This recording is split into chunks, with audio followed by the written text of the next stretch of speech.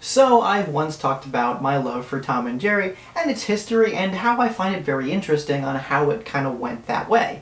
And a very similar history can be found in other theatrical cartoon shorts at around the same time.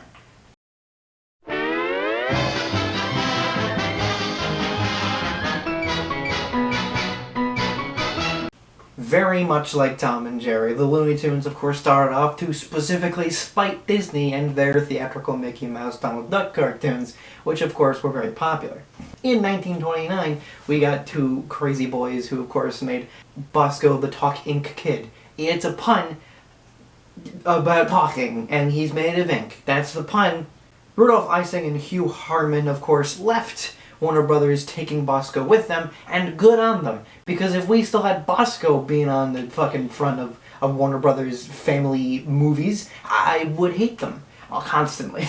But we got three much more important and much more notable people who helped craft Looney Tunes, that being Tex Avery, Fritz Frilling, and Bob Clampett, all came in with a ragtag group of animators, all to make new cartoons, starting with the very first Porky Pig cartoon. And I haven't got a hat Porky Pig star with a group of characters, all of which got their own smaller shorts throughout it, but it was very clear that Porky Pig was the most important of that group. He was the most popular and thus was... they made him fat! They made him like real fat, but eventually kind of slimmed him down and gave him a big ass head as the years went on, as he became more and more popular. That's the reason he is in the end credits, even though obviously, you know, we got other characters that people know more. People know that that's all folks thing because Porky Pig was supposed to be a Warner Brothers version of Mickey Mouse, which again, could you imagine that being a thing in a different timeline? I would like to see that. That'd be weird. 1937 gave us Daffy Duck and Porky's Duck Hunt alongside Egghead, who was of course later remade as Elmer Fudd in 1940's Elmer's Candid Camera. Daffy Duck would be the more important of the two, at least for now, as he would often be paired with Porky Pig, and would basically stay that way for forever, because you basically still see the two even now, and it just works. It just works so well. They basically made him an Abbott and Costello, and it works for the time. Modern day terms, Drake and Josh. It's a pairing that has literally been in Hollywood and in TV for decades, and it will always be here. It just works. But of course, Elmer's Candid Camera also features an annoying prototype version of Bugs Bunny. There's two of them. Porky's Hare Hunt, which is literally the exact same thing as Porky's Duck Hunt. It's the exact same short. They did it twice, but one just has a rabbit who isn't Bugs and looks nothing like him, but they actually tried to put him in a second short in Harem Scarum in 1939, but Candid Camera did give us a much more newer look, which they then, soon in his next appearance, did make him the true first appearance of Bugs Bunny. 1940's A Wild Hare, they changed him up to look more like Max Hare from the 1935 Disney's Tortoise and the Hare. It later got nominated for an Academy Award, which is really cool that was a thing back then. And it's weird considering that technically Bugs Bunny is plagiarized. So, you know, just keep stealing shit and eventually you'll get nominated for an award. That's just the way it works. Soon named Bugs in Elmer's Pet Rabbit, Bugs Bunny would become the major player of Warner Brothers cartoons. Understandably so. He just has a lot of personality to him. I of course joke that he is plagiarized, but it's only in look alone. He is nothing like Max Hare as a character. He just kind of comes all on his own. Of course, thanks to Mel Blanc, the voice of most of the characters in Looney Tunes.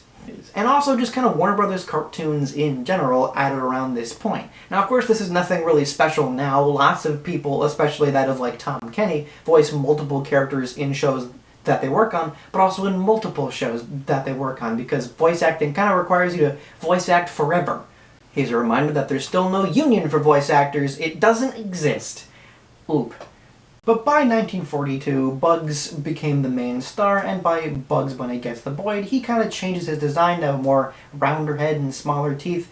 This was it for a little bit, until he was eventually given a little bit more wider cheeks, bigger teeth, which of course, alongside a skinnier build and a lot less of like hunching down and looking more like a human bunny and less like a bunny, this of course came his main design and has more or less been that way since. Though Tom and Jerry really didn't go through this kind of thing, both Warner Brothers and Mickey Mouse stuff would in fact lend their characters to different kinds of World War II propaganda.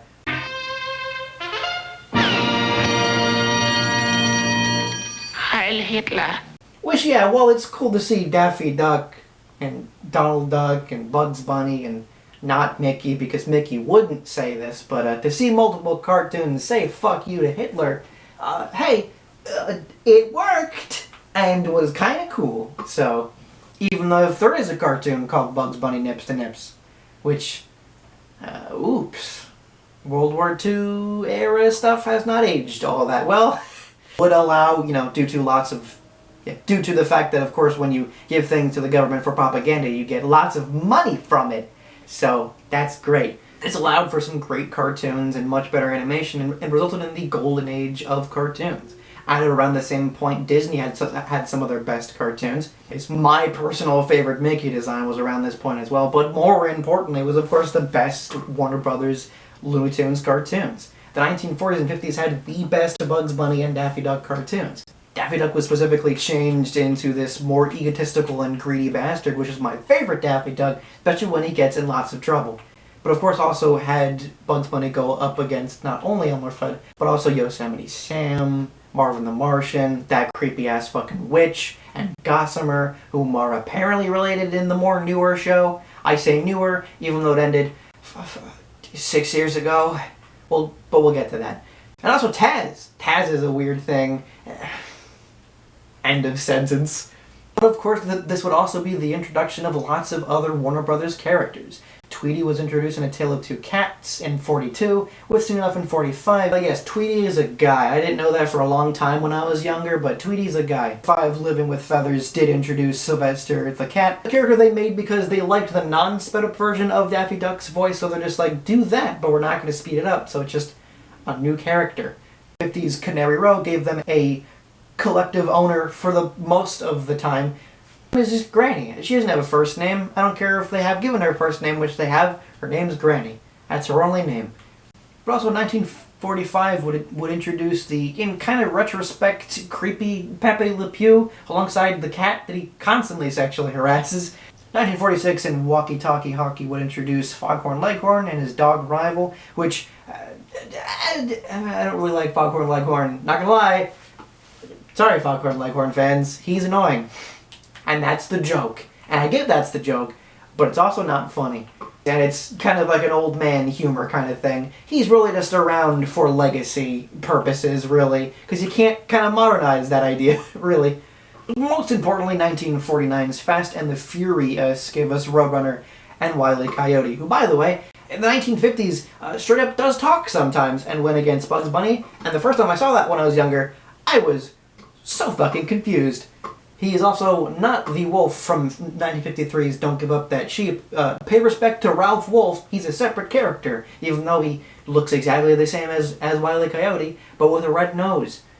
A lot of these are thanks to the fantastic Chuck Jones, who I also mentioned in my Tom and Jerry video from, still my favorite era of Tom and Jerry. Fight me. But he'd make some great cartoons with some fantastic slapstick. It's strange and very risque at times. Obviously, back then it was weird that Bugs Bunny would dress up like a woman, but it was acceptable because he was a cartoon rabbit. I'm glad nobody made a big deal out of that. But for real though, a lot of these cartoons are absolutely fantastic. What's Opera Doc and One Froggy Evening, which is the Michigan J. Frog one, and I'm not fucking kidding, are genuine actual art. They're fantastic and they belong in a fucking museum. But in the 1960s, Disney at the time was moving away from putting cartoons in the theaters. They would keep it around sometimes, and as would Warner Brothers, which eventually in 1964, with one last Bugs Bunny cartoon, they had shut down their animation studio, only having some Daffy Duck and Speedy Gonzales cartoons for the next 5 years, until See You Later Gladiator. They outsourced the animation, and they're all bad. They're all absolutely bad, especially that last one, which make someone watch What's Opera Doc and then See You Later Gladiator, and you'll see them go, what the fuck happened here? But like Tom and Jerry and of course Disney themselves, Looney Tunes was put on TV. And the Looney Tunes show, the original one, sometimes called the Bugs Bunny Show and also multiple other titles, ran for 40 years. That's 60 to 2000 exactly. That's crazy. was successful enough for people to kind of re-grow up with this thing. And yeah, it worked. And there, of course, were lots of different video games around the point of the PS1 era, none of which are good. None of which are good. But alongside that was 16 TV specials, which were really just kind of the same thing as the show, just sort of showing older cartoons with a sort of newer animation of Mel Blanc going, hey, I sound very different decades later, but look at this cartoon. They did well enough that eventually in 1979 we would get Bugs Bunny's Looney Christmas Tales, which of course would have a version of the Christmas Carol, one of two that the Looney Tunes have done. And then in 1980 we would get Bugs Bunny Busting Out All Over, and Bugs Bunny Mystery Special, which would bring back Warner Brothers to the idea that maybe Looney Tunes could go back in the theaters. At around the same time, they did kind of try with Bugs Bunny Roadrunner movie. With all that being successful, they went full forward in. Having 3 new movies, being the Looney Bugs Bunny movie, 1001 Rabbit Tales, which I should mention that in like 20 years later they would redo the same thing, but with Shaggy and Scooby. Like, it's the same exact plot and same exact, sort of story. But soon going from Bugs Bunny to Daffy Duck, beginning with Daffy Duck's Fantastic Island, a sort of spoof of a show that I've never seen and don't care about seeing, ending with Daffy Duck's Quackbusters, which vaguely had anything to do with what its title is spoofing. And as always, people do get nostalgic for the things they grew up with. And now we get into the late 80s, early 90s, time of people going, hey, remember these things? If you think nostalgic pandering is a new concept, you are entirely wrong. Nostalgic pandering has always been a problem. During this time, we of course got Bugs Bunny and Daffy Duck alongside multiple of Warner Brothers cartoon characters, kind of being side by side with certain Disney characters, which was so weird, and it's never been a thing, at least officially, since. You can see 1,000 times on YouTube, sure, but to see it officially and theatrically, it's never gonna happen. Of course, of being in Who Framed Roger Rabbit, which, God, I really wish they made that sequel, where it turns out Bugs Bunny was Roger Rabbit's father. That would have been a fucking drug trip. Yeah. But keep in mind that alongside Daffy Duck's Quackbusters would be the last time we would see Mel Blanc being the voice of any of these characters. With Jeff Bergen, most importantly being Bugs Bunny, but basically the rest of these characters going forward. We got 2 new TV specials, one of which is a Halloween-themed one, which includes one of my favorite shorts, which includes these evil carrots that turn people into, shittier animated versions of themselves, which is so weird that there's just is a cartoon that parodies Invasion of the Body Snatchers. Looney Tunes has no limits, does it?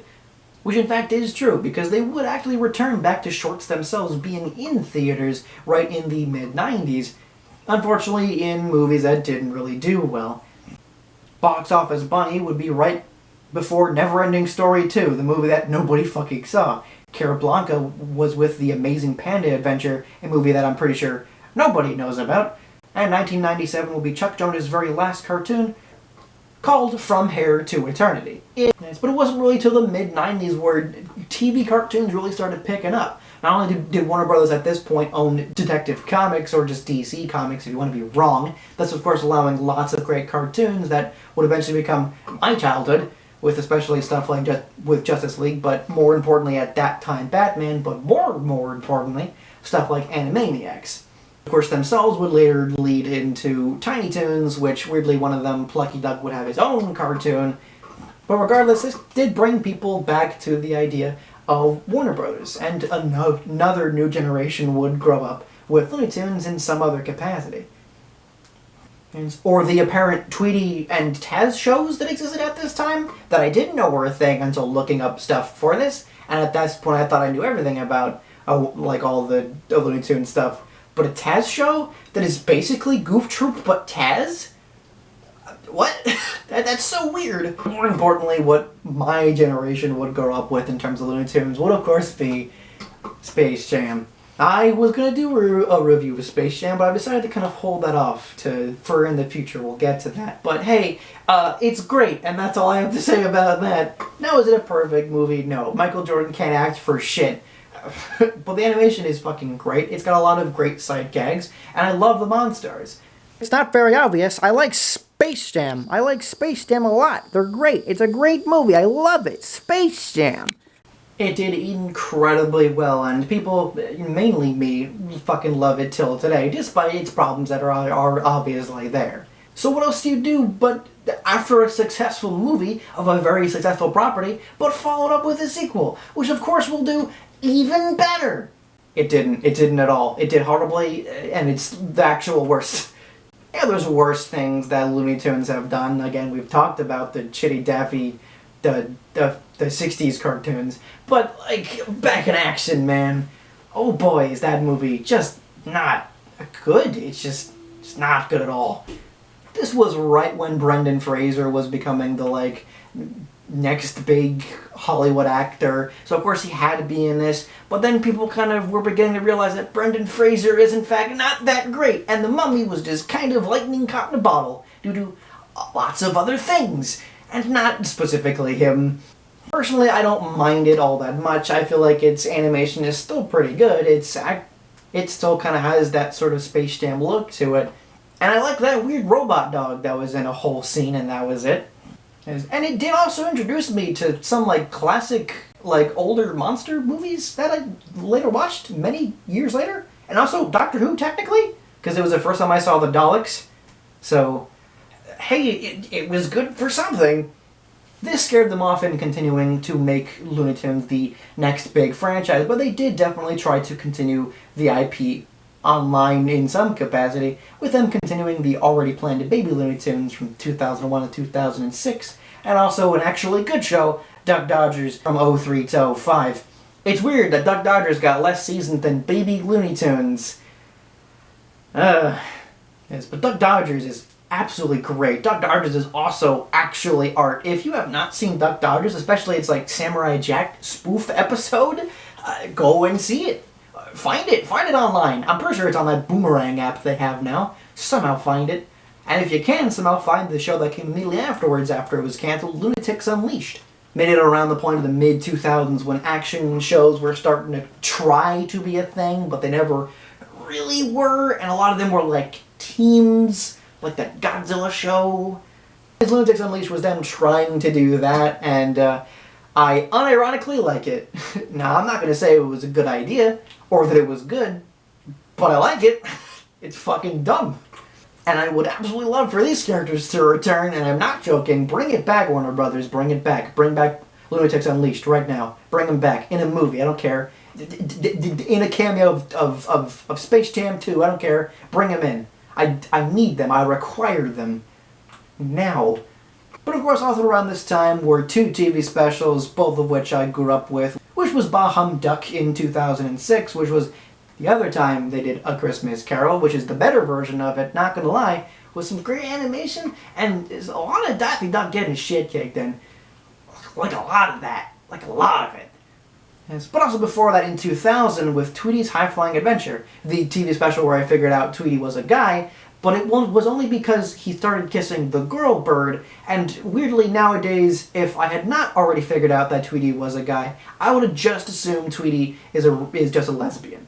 And would have been fine with that, in all honesty. So because I mentioned the games, I wanted to mention Acme Arsenal.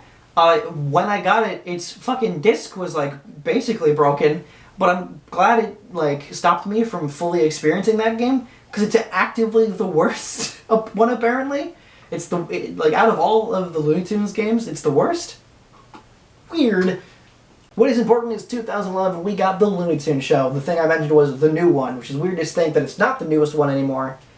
Whatever. Kind of putting him in a more contemporary setting and giving him this cool new, sort of simplistic art style. The Looney Tunes show was the show I really liked watching when I was younger. While I grew up on Space Jam knowing that was Looney Tunes, I still kind of came into this going, hey, this is actually pretty cool. Giving Daffy Duck his own girlfriend and having it be a good character, and also just a character in general, I liked it. I liked it. They even made Speedy Gonzales not racist in this. And also Pepe Le Pew, still creepy. He's still creepy in this. And yeah, like I mentioned, I love that Gossamer is just the witch's like weird son she made out of magic or something. I love Gossamer. But I love Gossamer when he's voiced by fucking Darwin from Gumball. It's just such a weird like contrast there. It went for longer than still Duck Dodgers, and ending in 2014 with a special in 2015, which kind of capped everything off. Sorta. It wasn't like a big conclusion, but it was, it was a good enough send off to the whole show. This was mainly because they wanted to, thanks to Boomerang's weird restructuring into a very simplistic secondary Cartoon Network, and it being more focused as an app that they'll have more classic cartoons, and by classic they mean everything until the 90s. They wanted something to coincide with that as a more classic-esque sort of thing to go alongside a also sort of classic or Scooby-Doo and a new Tom and Jerry show. All of which are fine, by the way. It's not the best of them. There's definitely been way better shorts, but they're pretty fine. The new Looney Tunes show, at first called Wabbit, because it was mainly Bugs Bunny, but then they just added other characters because they realized that there's other characters, guys. What are you doing? This show going for 5 years until 2020, when the creator of Uncle Grandpa was like, what if we brought back the original way that Looney Tunes cartoons were? To which I'm sure the executive that he told was like, we were already doing that, but okay. The current Looney Tunes show going, we'll probably see Looney Tunes cartoons go on for a long time. Lots of people grew up with these funny, great characters throughout all of these decades. Whether it be the original shorts, or the TV show in the 60s, or during that time, or any of the other related Looney Tunes shows during that time, like Duck Dodgers, or Tiny Toons, or Lunatics Unleashed. Or, of course, more importantly, the movie that will be getting a sequel very soon, Space Jam, which I will be seeing and doing a review of, obviously. That's why I love Looney Tunes so much. There just is so much to enjoy about it. That like Tom and Jerry or certain Disney cartoons, and I'm sure I'll talk about another day, that certain things just bring people back to it. Sure, we'll forget about it and we'll move on to other stuff, but eventually we'll come back to it and we'll go, yeah, I love Looney Tunes. So, of course, how do you feel about all the different Looney Tunes stuff, all the different shorts and movies and specials? There are lots of varied opinions, and what's your most favorite one and your most favorite just moment from Looney Tunes in general? And also, do you agree that Lunatics Unleashed should return? Because it should, just saying.